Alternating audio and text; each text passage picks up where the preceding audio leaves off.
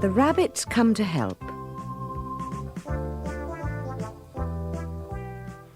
Joe and Moonface walked boldly up to the rabbit hole. The shining spear moved a little, and a harsh voice rang out sharply. Who goes there? Moonface replied.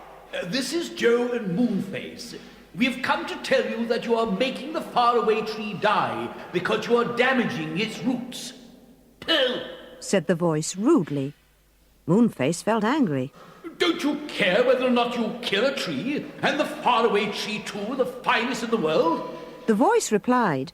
I don't care a bit. Why should we? We are trolls and we live underground. We don't care about trees. Now go away, please. You can't get into the caves, nor can you stop us doing what we want. There are plenty of precious stones here still. Until we've found them all, we shall hold these caves against any enemy. Moonface shouted back desperately. You can have all the jewels you like, as long as you don't hurt the roots of the tree. The reply came back. We can't help it. The roots grow through the walls and are always getting in our way. We chop them off.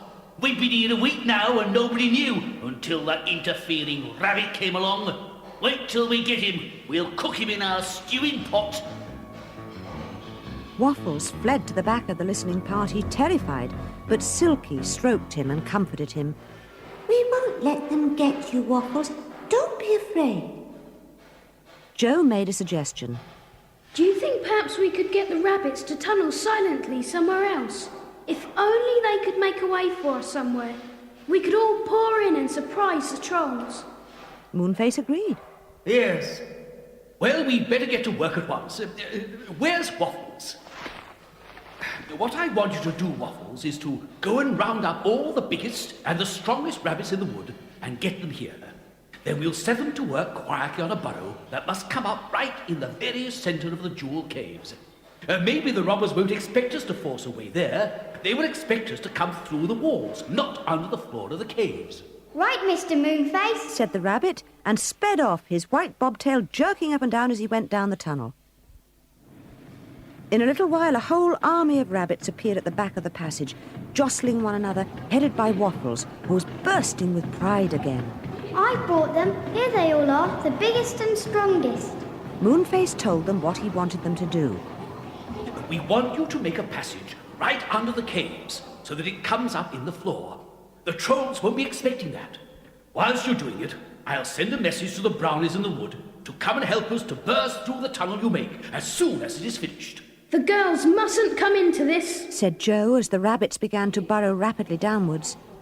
They'd better go back up the tree with Silky. This may be dangerous. Oh, but we want to see what happens, said Bessie in dismay. Joe promised her. We'll tell you what happens as soon as we know. Silky, can you send a message to the brownies when you get above ground? I will, said Silky, and she and the three girls made their way back up the burrow and into the wood.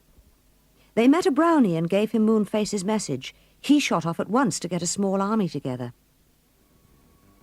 The rabbits burrowed quickly and silently down into the earth, down and down and down. When they knew they were right underneath the centre of the jewel caves, they began to burrow up again, up and up and up. They meant to come up just in the middle of the floor of the centre cave. Brownies poured down the tunnel.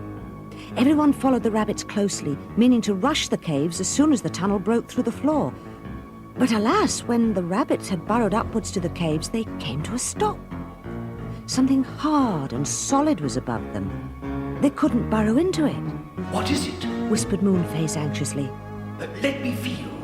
He felt it and groaned. Oh, it's heavy blocks of stone.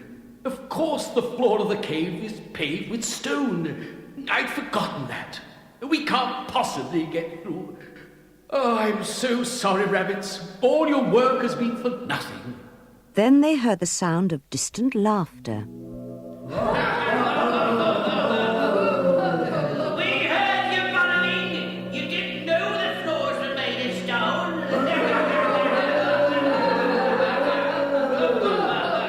Horrid trolls, said Moonface, as they all made their way back down the tunnel.